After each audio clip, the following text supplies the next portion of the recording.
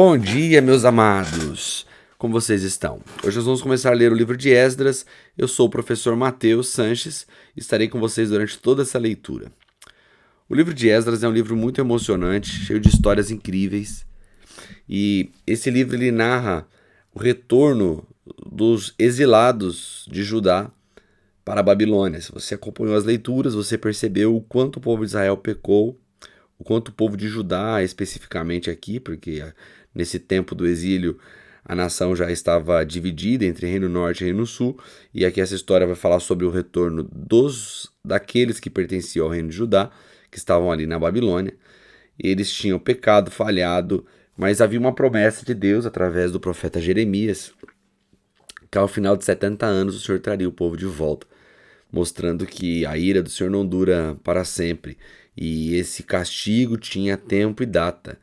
E quando eles começam a voltar, sendo ali liberados pelo rei Ciro, e aqui eu faço uso da leitura dos últimos dois versículos do livro de 2 Crônicas que nós acabamos de ler, ali no capítulo 36, verso 22 e 23, diz assim: No primeiro ano de Ciro, rei da Pérsia, em cumprimento à palavra do Eterno anunciada por Jeremias, o Eterno inspirou Ciro, rei da Pérsia, a decretar em todo o seu reino as seguintes palavras: Decreto de Ciro, rei da Pérsia.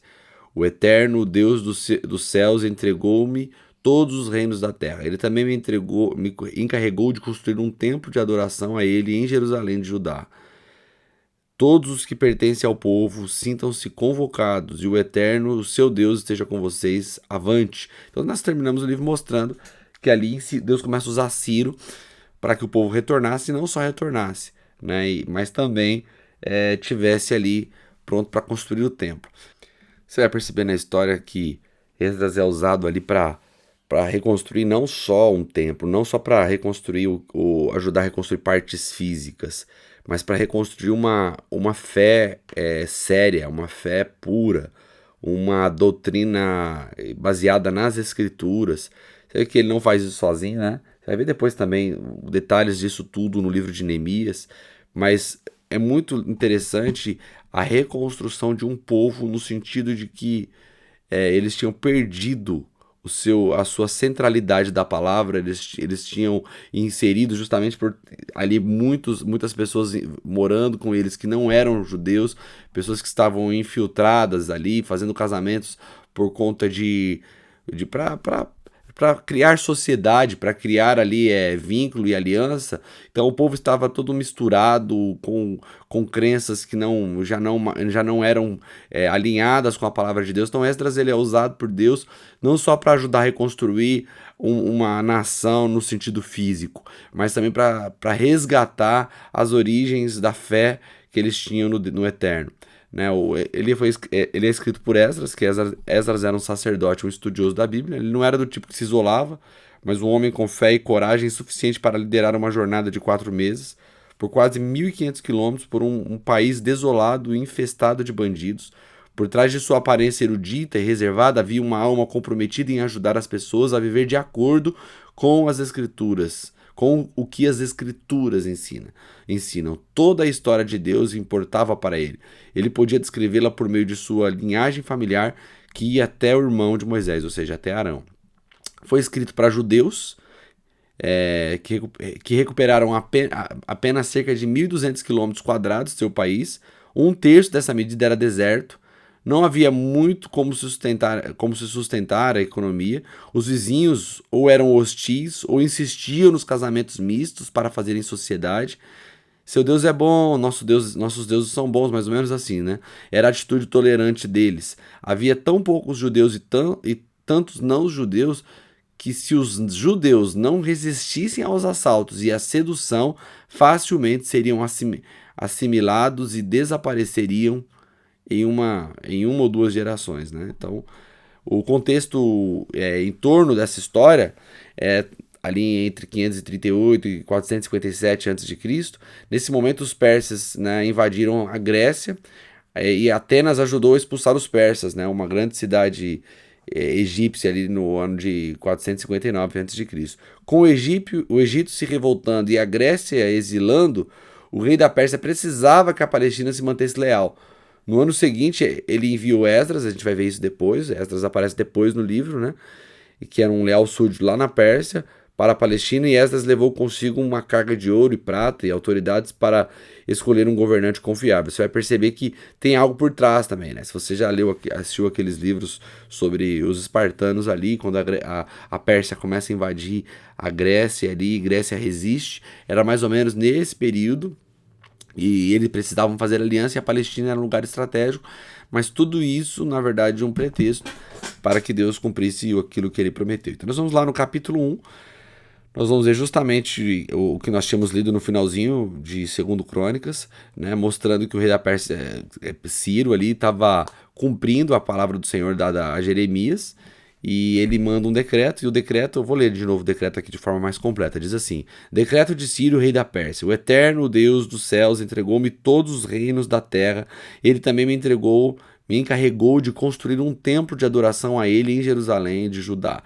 Todos que pertencem ao povo do Eterno sintam-se convocados, e que o Eterno, seu Deus, esteja com vocês. Subam a Jerusalém de Judá e reconstruam o templo do Eterno, o Deus de Israel, o Deus de Jerusalém. Quem ficar para trás, onde quer que esteja vivendo, ajudará enviando prata, ouro, ferramentas e animais, além das ofertas voluntárias para o templo de Deus em Jerusalém. Lembrando que eu estou lendo na versão parafraseada da mensagem. Eu acredito que você já leu em alguma versão. É uma versão mesmo, porque a mensagem não é considerada uma versão, é uma parafrase.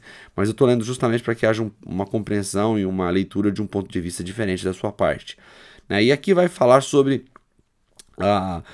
tudo o que estava acontecendo. Inclusive eu marquei aqui na porção do verso 6 que os vizinhos ajudaram trazendo de forma entusiasmada prata, ouro, ferramentas, animais, objetos de valor, acima de tudo, ofertas voluntárias. Ali, aí, nesse momento do retorno, os vizinhos entendem que foi o Ciro que mandou, e também ajudar Israel Judá nesse momento era também fazer ali um aceno ao rei, né? Depois nós vamos ver que esses vizinhos nem sempre, a maioria dos vizinhos não ficam assim de maneira tão amável a eles acabam tentando atrapalhar e realmente de diversas maneiras, ou com casamentos que, como nós lemos quase agora, que eram casamentos que atrapalhavam a linhagem de Judá, ou mesmo sendo hostil, tentando assaltar, roubar mesmo. Então não foi um tempo fácil para Israel. E aqui embaixo vai ter uma lista dos itens que eles receberam, né, que o governador, que nesse momento era Sesbazar, recebeu. Né? Foram 30 bacias de ouro, 1000 bacias de prata, 29 panelas de prata, 30 tigelas de ouro, 410 tigelas de ouro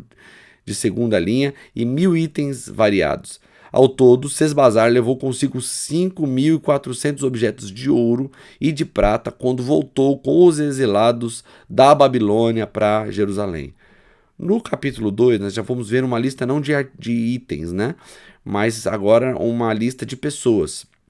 O capítulo 2 começa: estes são os habitantes da província que retornaram do cativeiro, os exilados que Nabucodonosor, rei da Babilônia, tinha levado cativo. Eles voltaram para Jerusalém e Judá, cada um para sua cidade. Acompanhavam Zorobabel, Jesua, Neemias, Seraías, Relaías, Mardoqueu, Bilsá, Mispar, Bigivai, Renum e Baná. Os nomes eram bem difíceis, né, irmãos? Imagina chamar a mãe que tinha 5 filhos, chamar os 5 para poder comer. eu li esses nomes só para que você perceba que no meio desses nomes, no verso 2 do capítulo 2, tem Neemias. E você pode se confundir pensando que esse Neemias aqui é o mesmo Neemias que vai escrever outro livro depois. E não é. Aquele Neemias ficou ali servindo ao rei. Nós vamos perceber que quando ele entra na história, ele é copeiro. E esse Neemias é um personagem que está voltando, embora tenha o mesmo nome, não são o mesmo personagem. E aqui ele vai começar a trazer aqui inúmeros de quantas pessoas voltaram. Eu quero te encorajar a ler todos esses nomes, entender legal quem eles eram. Se você tiver curiosidade, você pode pesquisar aqui nome por nome. Mas aqui, durante todos esses versículos, ele vai trazer uma lista aqui de nomes, mostrando quem foi. O judeu, para ele era muito importante os registros, e a gente vai perceber isso lá no verso 56, quando ele vai dizer que alguns deles não puderam provar a sua linhagem, ou seja, embora os outros que aparecem acima estão ali o nome deles, de quem eles eram, se eles eram descendentes de quem, e está ali o nome deles descrevendo exatamente de uma forma bem organizada, você vai perceber que chegando ali no 59, vai ter um pessoal que não foi encontrado, né? Eles não, vai dizer assim, o 59. Estes vieram de Tel-Melá, Tel-Arsá, Querube, Adã e Imer, mas não puderam provar que eram descendentes dos israelitas. Delaías, Tobias, Nacoda, 652. O mesmo aconteceu com os descendentes dos sacerdotes. Aí ele vai falar sobre, olha, ele vai dizer assim, ó, Abaías, Acós, Barzilai, que se casou com uma filha de Barzilai, de Gileade, e era chamado por esse nome, ele era chamado pelo mesmo nome do sogro. Eles procuraram o nome nos registros, não foram encontrados, e por isso eles foram impedidos pelo governador de participarem tanto do alimento sagrado, também de trabalhar nos ofícios sacerdotais. O total, lá no verso 64, que voltaram do exílio foram 42.370. Aqui não está contando os escravos, que foram 7.337.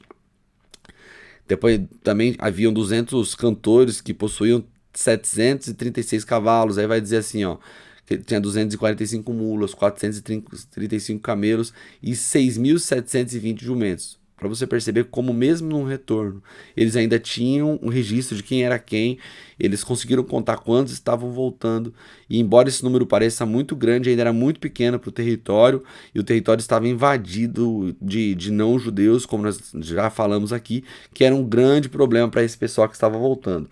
O capítulo 2 aqui, no finalzinho, nos 3 últimos versículos, eu quero ler com você na versão parafraseada da mensagem. Alguns dos chefes das famílias, ao chegarem ao templo do Eterno em Jerusalém, entregaram ofertas voluntárias para a reconstrução do templo de Deus no lugar original. Eles contribuíram para a construção de acordo com suas possibilidades. O resultado disso aqui foram 500 quilos de ouro, 3 toneladas de prata e 100 vestes sacerdotais. Os sacerdotes, os levitas e algumas pessoas do povo estabeleceram-se em Jerusalém. Os cantores, os guardas e os servidores do templo foram para suas cidades de origem. Todos os israelitas encontraram um lugar para morar. Queridos, hoje nós terminamos a leitura, mas eu quero frisar com você nessa manhã o cuidado do Senhor em cumprir as suas promessas. Nós às vezes caímos no erro de pensar assim, Deus é fiel a mim, né? E a gente pensa que Deus tem que ser fiel aos nossos planos, aos nossos projetos, às nossas decisões. E, na verdade, Ele é fiel à sua palavra. E quando você consegue se alinhar com a palavra de Deus, você tem a garantia de sua fidelidade. Por isso é tão importante nós vivermos de acordo com sua palavra. O povo de Judá viveu todos esses anos no exílio babilônico, porque eles deixaram de obedecer a palavra do Senhor, eles deixaram de observar o que estava escrito. Passaram 70 anos exilados, eles só voltaram porque também estava escrito que eles voltariam, porque Deus também tinha prometido que eles voltariam. Então a palavra que eles não obedeceram os levaram para o exílio. E essa mesma palavra que eles não obedeceram, os trouxeram do exílio. Por quê? Porque Deus é fiel à sua palavra. Então é tão importante isso que fazemos aqui, a leitura da palavra, a compreensão da palavra, para que possamos nutrir um coração obediente e entendendo a profundidade e a importância dessa palavra que é poderosa para dar rumo à nossa história, à nossa vida. Que você se apaixone cada dia mais por ela e que você ame aquele que a inspira, o nosso Senhor, e que Ele possa cuidar de você, te dando condições de se manter fiel a essa palavra que te garantirá. Que Deus te abençoe e que você tenha um lindo dia.